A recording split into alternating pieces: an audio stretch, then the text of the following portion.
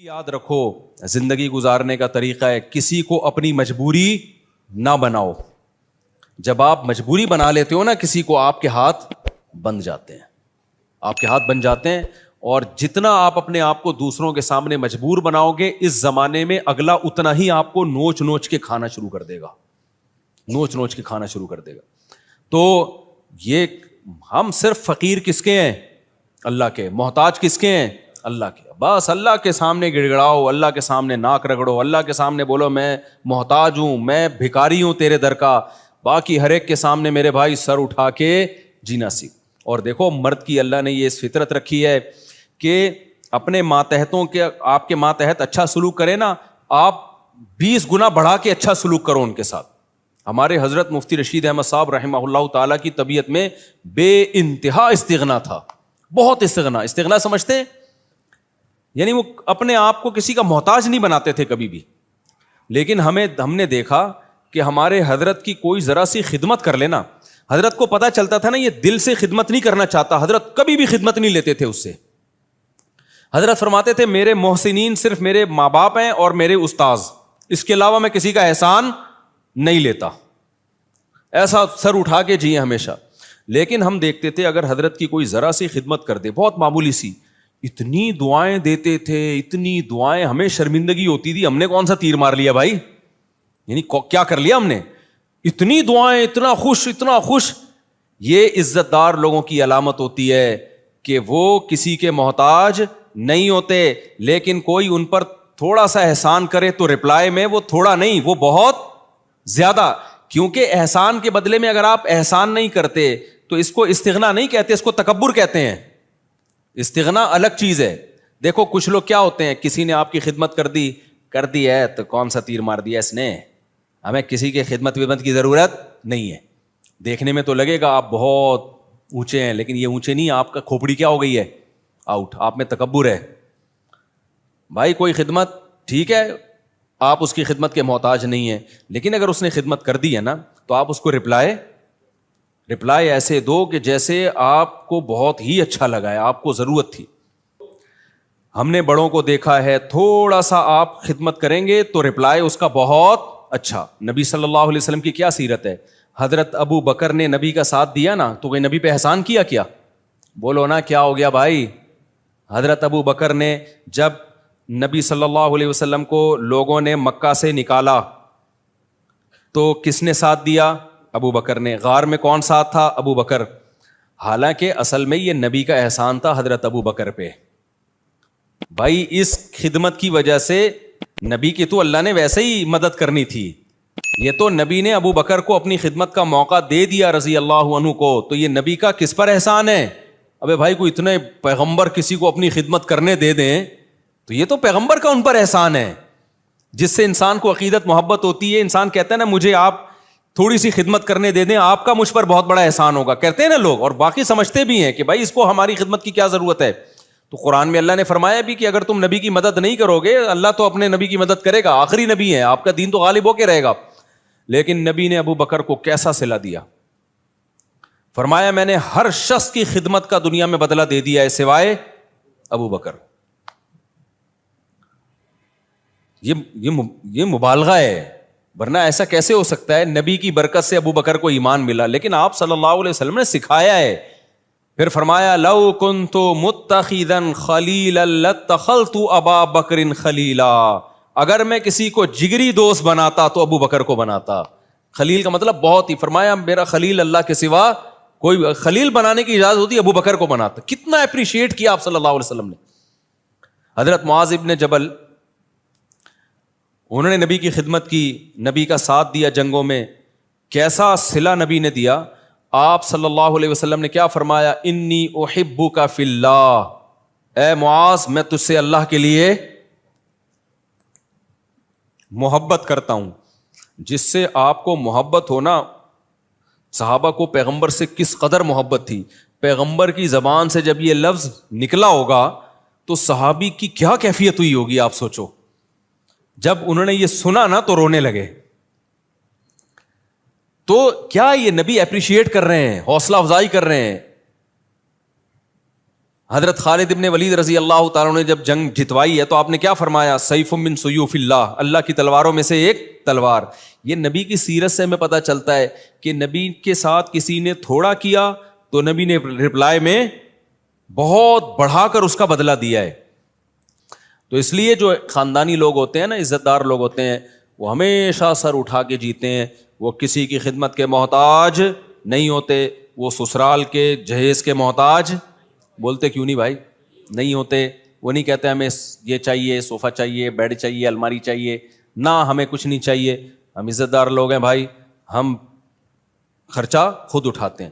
لیکن اب ایسا نہیں ہو. لوگ کیا کرتے ہیں، جہیز کے خلاف بیان سن سن کے نا، یہ بھی مارکیٹ میں اس طرح کے لوگ آ رہے ہیں، جہیز کے خلاف بیان سن سن کے ہمیں کچھ نہیں چاہیے، ہمیں نہیں چاہیے، ہمیں نہ گاڑی چاہیے، ہمیں نہ موٹر سائیکل چاہیے، ہمیں نہ گھڑی چاہیے. ہم عزت دار لوگ ہیں، ہم سسرال کے ٹکڑوں پہ پلنے والے لوگ نہیں ہیں. ٹھیک ہے جی، آپ کی شادی ہو گئی، سسر صاحب نے لا کے کوئی گھڑی گفٹ کر دی، ہمیں نہیں چاہیے، ہم عزت دار لوگ ہیں. اب یہ کیا ہو رہی ہے بھائی؟ بھائی آپ کو نہیں چاہیے نا، اب بغیر چاہت کی ایک چیز مل رہی ہے، آپ لیں جناب، آپ کا بہت بڑا احسان ہے. یہ نہیں بولیں سستی والی لا کے پکڑا دی آپ نے مجھے، ٹھیک ہے نا. حضرت یہ بڑی خدمت ہے آپ کی، اللہ آپ کو جزائے خیر دے، ہم تو بہت شکریہ آپ کا. تو اس میں اس کو اپریشیٹ کرنا چاہیے، کیونکہ اس کے سامنے کہنا کہ ہمیں نہیں چاہیے، یہ پھر استغنا نہیں ہے، بلکہ یہ کیا ہے؟ تکبر. سمجھتے ہو کہ نہیں سمجھتے؟ تو بڑا جب کوئی چیز دے تو آپ سینے سے لگائیں اس کو کہیں کہ بھائی بہت بڑی چیز مل گئی. آپ کے ابا، آپ کی اماں آپ کو کچھ گفٹ دے. حضرت مولانا اشرف علی تھانوی رحمہ اللہ تعالیٰ کی زوجہ نے ان کے لیے بڑی محنت سے ایک اچکن بنائی. اچکن پتہ ہے کسے کہتے ہیں؟ پہلے زمانے میں ہوتی تھی اچکن ہی ہے نا، کچھ اور میری اتنی دیر میں تو لغت اور چینج ہو جائے گی میرے بھائی. تو ہیں اچکن، کچھ اچکن کہتے ہیں، کچھ وہ نہیں ہوتی ایک وہ پورا چوغا سا پہنا جاتا. اب مولانا تھانوی رحمہ اللہ کا مزاج نہیں تھا ایسی چیزیں پہننے کا، اور ان کے گھر والوں نے اتنی محبت سے اتنی محنت کر کے بنائی تو وہ وہی پہن کے نکل گئے گھر سے باہر. لوگوں نے کہا یہ آپ کیا پہنا ہے؟ انہوں نے کہا یار اتنی محبت سے اس نے بنائی ہے. اب میں یہ نہیں کہہ رہا آپ کی بیگم کچھ بھی آڑا ترچا پہنا دے، آپ دسترخوان پہنا دیا، آپ محبت سے باہر نکل آئے تو لیکن کوئی بھی آپ کے ساتھ تھوڑی سی بھی خدمت کرے تو جواب میں اس کو دعا دینی چاہیے، اس کو بہت زیادہ اپریشیٹ کرنا چاہیے، لیکن محتاج کسی کا انسان بن کے نہ رہے. ایک طرف لوگ بہت زیادہ ٹینشن میں، بچوں کو مارنا پیٹنا، ہر وقت برا بلا کہنا، یا گھر میں ایسا ہر وقت ماحول بنا کے رکھنا، اور ایک طرف گورا ہے اس نے ٹینشن فری بنا دیا. یہ دونوں چیزیں فطرت سے کیا ہیں؟ بغاوت. اسلام ہے وَكَذَلِكَ جَعَلْنَاكُمْ أُمَّةً وَسَطًا. اسلام نے کہا نہ ساری خواہشات تمہیں نہیں پوری کرنے دوں گا میں، بہت ساری جگہوں پہ تمہیں اپنی خواہش کو کچلنا پڑے گا. تمہاری وہ لگژری لائف ہو ہی نہیں سکتی جو غیر مسلم کی ہوتی ہے. شراب پینے کا دل چاہے گا، نہ، پابندی ہے. بوڑھے ماں باپ کی بات میں کر رہا تھا، وہ ڈانٹتے ہیں ڈپٹتے ہیں، آپ نے برداشت کرنا ہے. اس سے سب سے بڑا فائدہ پتہ ہے کیا ہوگا؟ جب آپ اپنے بچوں کے سامنے اپنے بوڑھے باپ کی برداشت کرو گے تو سمجھ لو آپ کا بڑھاپا اب جنت. نہیں آئی میرا خیال ہے بات؟ آپ کا بڑھاپا کیا ہے؟ جنت. آپ کا بچہ سیکھے گا بھائی ہماری پرمپرا ہے کہ بڑوں کے سامنے آواز. دیکھو میں 1 گھنٹہ تقریر کروں نا کہ باپ کے سامنے مت چیخو، باپ کی خدمت کرو، خدا کی قسم اس کا 1% شاید اثر ہو جائے. لیکن میرا باپ زندہ ہو اور میں اولاد کے سامنے ان کی خدمت کر رہا ہوں اور باپ کی مار برداشت کر رہا ہوں، وہ مجھ پہ ہاتھ اٹھا رہا ہے مگر میں اس کے سامنے آواز اونچی، مار کھا کے بھی میں مسکرا رہا ہوں. یہ 6 گھنٹے 10 گھنٹے کے بیانات اور کتابیں ایک طرف، اس سے آپ کا بچے کو جو موٹیویشن ملے گی نا، وہ سمجھ جائے گا بھائی ہمارے ہاں ہوتا ہی یہی ہے کہ باپ کے سامنے آواز نہیں بلند کی جاتی. اس کو رائٹ ہے کہ وہ مارے، وہ ہاتھ اٹھائے، اس کو یہ حق دیا ہے خدا نے. اب تک ہمارا کلچر بچا ہوا کیوں تھا؟ باپوں کے سامنے ماؤں کے سامنے چیختے نہیں تھے. کیوں بچا ہوا تھا؟ اس لیے کہ دیکھتے آ رہے ہیں باپ. اب سیٹ اپ ختم ہو گئے نا، تو شادیاں دیر سے ہو رہی ہیں، بچے پیدا ہی ایسی عمر میں ہوتے ہیں کہ آپ کے باپ کا انتقال ہو چکا ہوتا ہے. یہ بھی ایک بڑا نقصان ہے. پہلے لوگ بچے دیکھتے تھے ہمارے ابا اپنے ابا کی ایسی خدمت کر رہے ہیں. ہم نے ایسے خاندان دیکھے ہیں کہ دادا بیٹھا ہوا ہے نا، مجال ہے کوئی منہ سے آواز بھی نکال لے، وہ پتہ چلتا تھا واقعی دادا ہے. اب دادا ایک لقب رہ گیا، محلے کا دادا آ رہا ہے. تو سچی مچی کا دادا ہے گھر میں, اس کی کوئی 2 ٹکے کی ویلیو نہیں ہے, وہ بیچارہ کھانسنے کے لیے ہے بس, اس کی کھانسی سے بھی تکلیف ہوتی ہے, جراثیم پھیلا رہا ہے گھر میں بیٹھ کے وہ. تو اسی طرح میرے بھائی, جو عورت شوہر کے سامنے آواز پس رکھتی ہے, اس کی بیٹیاں بھی کیا کرتی ہیں, تبھی کہیں رشتہ لینے کے لیے جایا کرو نا تو یہ دیکھا کرو میری ساس کا میرے سسر کے ساتھ ایٹیٹیوڈ کیسا ہے. یہ بہت امپورٹنٹ بات ہے. اگر وہ ساس اپنے شوہر کی غیبتیں کر رہی ہے اور وہ اب میرے میاں ایسا ہے تو بے وقوف ہے, مجھ سے پوچھو کہاں شادی کرنی ہے کہاں نہیں کرنی, ان کو کیا پتا بیچاروں کو, اور وہ چیخنا چلانا چل رہا ہے, تو سمجھ لو کہ 90% چانس ہے کہ آپ کی بیگم بھی آپ کو طبیعت سے, ایک لگایا آپ نے تو آگے سے کیا کتنے لگائے گی وہ, 4 لگیں گے رکھ کے. یہ ہوتا ہے مارکیٹ میں, چلتا ہے. تو یہ تو ماحول ہے بھائی نبی صلی اللہ علیہ وسلم کے. دیکھو میں جب نیا نیا دین کے علم کی طرف آیا نا تو مجھے بہت زیادہ اشکال ہوتے تھے کہ نبی صلی اللہ علیہ وسلم نے ہر چیز زبان سے بتا کے لکھوا کے چلے کیوں نہیں گئے. آپ بتا دے پڑوسیوں کے یہ حقوق ہیں, گھر والوں کے یہ حقوق ہیں, فلانوں کے یہ حقوق ہیں, یہ حقوق ہیں, پوری زندگی ایک مرتب کر کے چلے جاتے. نہ فقہ جو مرتب ہوا ہے نا پیغمبر کی سیرت سے ہوا ہے, پیغمبر سے عمل کروایا گیا ہے. کیونکہ نبی کا کام صرف مسئلہ بتانا نہیں ہے, مسئلے پہ شریعت پہ لوگوں کو چلانا ہے. چلانے کے لیے ضروری ہے کہ صحابہ آپ کو خود چلتا ہوا دیکھیں اس پہ. تبھی تو اللہ نے فرشتے کو نبی بنا کے نہیں بھیجا. فرشتہ اگر نبی بن کے آتا نا تو پتہ کیا کہتا, جب رمضان کا چاند نظر آئے تو روزہ رکھ لینا, اور جب عید کا چاند نظر آئے تو روزے چھوڑ دینا. بس بھائی ہم کہتے ہیں نہ یہ اس کو تو نہ رمضان اس کی صحت تو کوئی فرق پڑتا ہے نہ شوال, لیکن صحابہ دیکھ رہے ہیں یار نبی صلی اللہ علیہ وسلم کیسے روزے پہ روزے رکھ رہے ہیں. تو جب تک انسان کا عمل سامنے نہیں ہوتا موٹیویشن نہیں ملتی ہے. دیکھو میں ایک اور مثال دیتا ہوں. صلح حدیبیہ کے موقع پہ مشرکین مکہ نے صحابہ کو عمرہ کرنے سے روک دیا. اب عمرے کا احرام باندھا ہوا ہے سب نے. آپ کو مسئلہ پتا ہونا چاہیے کہ جب ہم عمرے کا احرام پہن لیتے ہیں, لبیک اللہم لبیک کہہ دیتے ہیں, تو جب تک طواف اور سعی نہ کر لیں وہ احرام اتارنے کی اجازت بولو نہیں ہے. بالکل ایسے جیسے تکبیر تحریمہ کے لیے نیت باندھ لی نا, تو جب تک 2 رکعتیں پڑھ کے سلام نہیں پھیرو گے آپ کو نیت توڑنے کی اجازت نہیں ہے, گناہ ہے نیت توڑنا. تو ایسے ہی احرام جب ایک دفعہ باندھ لیا جائے نا, تو جب تک عمرہ نہ ہو جائے آپ اس احرام کو نہیں کھول سکتے. تو صحابہ احرام میں بیٹھے ہوئے ہیں, مشرکین نے آپ کو منع کر دیا, معاہدہ کیا کہ بھائی اگلے سال آنا آپ عمرہ کرنے کی, اس سال نہیں کر سکتے آپ. تو اب صحابہ پریشان, پہلے موت پہ بیعت کر چکے ہیں 1400 صحابہ کہ ہم لڑیں گے ان سے. تو موت پہ بیعت بھی ایسے جذبات بنے ہوئے ہیں, بھائی ہم نے تو ان سے لڑنا ہے, موت پہ بیعت کر کے تیار بیٹھے ہوئے لڑائی کے لیے. اب شرطیں ساری کافروں کی مان رہے ہیں, اور پھر مزید شرط یہ کہ عمرہ کرے بغیر احرام بھی کھول دو آپ, یعنی سر منڈا لو پہلے ہی اور احرام کھول کے دم دو. تو یہ تو اور ان پہ شاک گزرا کہ بھئی یہ تو ذلت در ذلت در ذلت ہے, ہم کیسے مشرکین کے کہنے پر ہم عمرہ چھوڑ دیں اور سر منڈا کے احرام کھول دیں, یہ تو بڑا مسئلہ ہے. نبی صلی اللہ علیہ وسلم نے صحابہ سے فرمایا بھائی سر منڈاؤ اور احرام کھول دو. کوئی بھی نہیں کھول رہا, ٹھیک ہے نا بھائی, ہم کیسے کر لیں کیسے کر لیں, سب ڈر رہے ہیں کہ بھئی ہم یہ تو عمرے کا احرام باندھا ہوا ہے, ہم دباؤ میں آ کے کیسے کر لیں بھائی. تو آپ صلی اللہ علیہ وسلم پریشان ہو گئے کہ بھئی میں سب کو کہہ رہا ہوں کہ سر منڈا لو اور احرام کھول دو, لیکن کوئی بھی نہیں کر رہا یہ کام. آپ کہہ سکتے ہیں بھئی صحابہ نبی کی نافرمانی کیسے کر رہے ہیں. دیکھیں نبی کی حکم کی 2 حیثیتیں ہوتی ہیں. بعض دفعہ آپ صلی اللہ علیہ وسلم کوئی حکم دے رہے ہوتے ہیں, صحابہ یہ سمجھتے ہیں شاید یہ کوئی سیاسی حکم ہے, یعنی ہماری آسانی کے لیے دیا جا رہا ہے, یہ کوئی واجبی حکم نہیں ہے, ہماری آسانی کے لیے. عزیمت اسی میں ہے کہ عمرہ کیا جائے. ہوتا ہے نا بعض دفعہ آپ کسی کو اجازت دیتے ہیں, چل بھائی چھٹی کر لے, تو آج تو چھٹی کر لے. وہ ٹیچر چاہتا ہے کہ سبق ہو لیکن کہتا ہے کر لے چھٹی, تو طالب علم کہتا ہے نہیں سر ہم پڑھیں گے. ایسے ویسے مارکیٹ میں ہے نہیں, لیکن ایک مثال دے رہا ہوں میں. تو اور اتنے اچھے ٹیچر بھی نہیں ہے کہ آپ کا چھٹی کرنے اور کیا نہیں پڑھو, وہ بھی کہتا ہے جا. کراچی میں تو 1 بوند برسنے سے پہلے ہی 1 مہینے کی اسکول کی چھٹیاں ہو جاتی ہیں, ابھی 2-4 بوندیں اور پڑ گئی تو 6 مہینے کی چھٹی. خیر, تو نبی صلی اللہ علیہ وسلم کو پھر حضرت صفیہ نے مشورہ دیا, آپ کی زوجہ نے فرمایا یا رسول اللہ آپ ان لوگوں کو آرڈر نہ کریں, آپ سر منڈا لیں احرام کھول لیں بس. تو نبی صلی اللہ علیہ وسلم نے کیا کیا, سر منڈایا, احرام کھول دیا اپنا. جیسے ہی نبی نے کیا سب نے سر منڈا کے کیا کر لیا. اس سے پتا چلتا ہے نبی کی بھی اسپیچ اثر نہیں کر رہی ہے.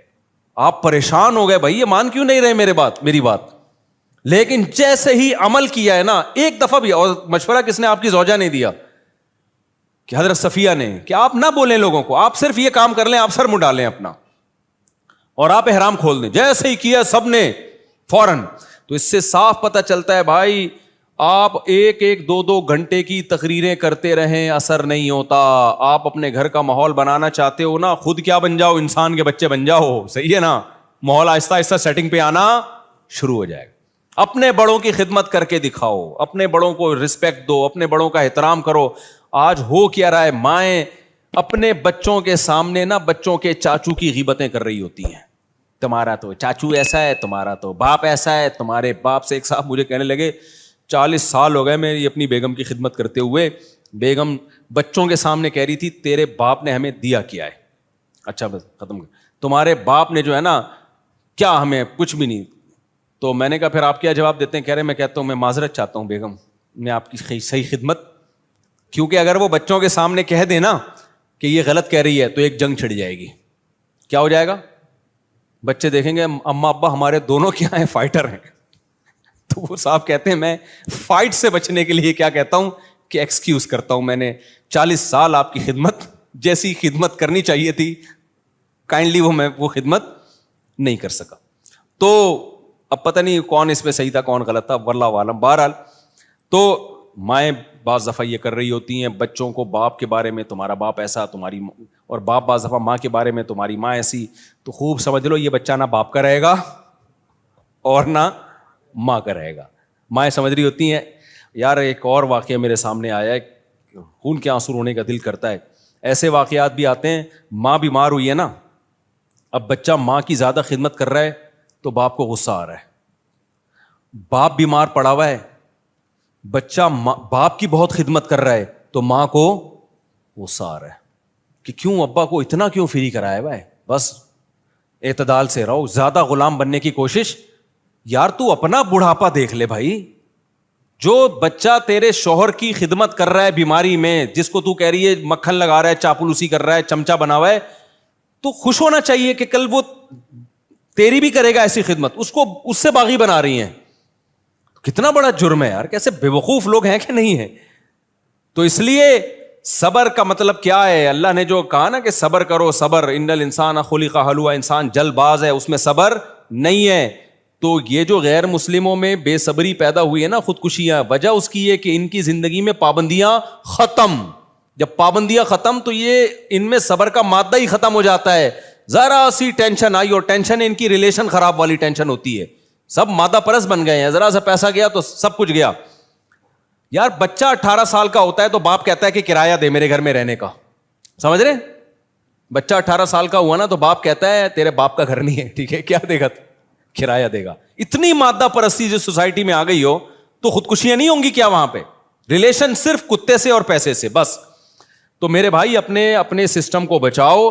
اللہ نے ہمیں بہت ساری پابندیاں لگائی ہیں, بہت ساری ٹینشنیں دی ہیں. نظر کی حفاظت کی ٹینشن, باپ اور ماں کی برداشت کرنے کی ٹینشن, بیوی کی کڑوی کسیلی برداشت کرنے کی ٹینشن. عورت کو حکم دیا, شوہر الٹا سیدھا ہے, کوئی بات نہیں بھائی, میاں ہے نا سرپرست ہے, تھوڑا سا برداشت کر لو. غلط کیا اس نے تھپڑ لگا کے, لیکن لگا دیا تو آگے سے رپلائی مت کرو ورنہ تمہارا ہی نقصان ہوگا اس میں. تو یہ جو پھر رمضان کے روزوں کی ٹینشن, شراب سے بچنے کی ٹینشن, یہ بہت ساری ٹینشنیں کیا کرتی ہیں, ہمارا جو امیون سسٹم ہے اس کو کیا کر دیتی ہیں, بوسٹ. پھر کبھی زندگی میں کوئی ٹینشن آئی تو اتنی ساری ٹینشنیں جھیلی بھی ہوتی ہیں کہ یہ ٹینشن ہمیں ہلکی لگتی ہے. بالکل وہ ایک جو بدماش تھا نا سعودیہ کے جیل سے چھوٹ کر آیا, مجھے اپنا واقعہ بتا رہا تھا, انڈیا میں بڑی بدماشیاں اس نے کی ہیں. کہہ رہا میں نے انڈیا میں اتنی جیلوں میں مار کھائی ہے کہ ایک دفعہ سعودی عرب میں پکڑا گیا تھا, تو جب وہ مجھے مار رہے تھے تو مجھے ایسا لگ رہا تھا گدگدیاں ہو رہی ہیں مجھے. میں نے اس کو پوچھا نا یار تجھے اتنا مارا, تو نے راز اگلا کیوں نہیں؟ وہ اپنی کمپنی کو بدنام نہیں کرنا, وہ یہ نہیں بتا رہا تھا میں فلاں کمپنی کا آدمی ہوں, کمپنی سے وفا کی اس نے. دیکھو اس نے کہا کہ اگر میں نے بتا دیا نا فلاں کمپنی کا ہوں تو کمپنی کا تو قصور تھا نہیں, لیکن کمپنی بدنام ہوتی اس کا کاروبار بیٹھ جاتا. کہتا ہے میں نے کہا میں کمپنی کا ملازم ہوں, مار کھاؤں گا, کمپنی کو بدنام نہیں کروں گا, جو میری غلطی ہے میری ہے, میں کمپنی پہ کیوں ڈالوں. اتنی مار کھائی, اتنی مار کھائی, لیکن منہ سے اگلا نہیں. میں نے کہا کیسے برداشت؟ کہہ رہے ہم عادی ہیں. لیکن اس کا فائدہ کیا ہوا برداشت کا؟ کمپنی کے اونر کو جب پتا چلا نا یار اس نے اتنی مار کھائی, ہماری کمپنی کو بدنام نہیں کیا, انہوں نے کمپنی نے اس کو پارٹنر بنا دیا اپنا. اب وہ ارب پتی ہے, وہ کروڑ پتی ہے وہ آدمی. سمجھتے نہیں ہو میرا خیال ہے بات. تو یہ جو میرے بھائی اسلام کی پابندیاں ہیں یہ آپ کو کیا کر دیتی ہیں؟ اسٹرانگ کر دیتی ہیں, مضبوط بنا دیتی ہیں. غموں کو جھیلنا آپ کے لیے آسان. اس لیے انسان کے بچے بن کے جو شریعت کی پابندیاں ہیں اس کو فالو کرو. وقت چونکہ پورا ہو گیا ہے, مجھے اندازہ ہی نہیں تھا کہ اتنی جلدی وقت پورا ہو جائے گا.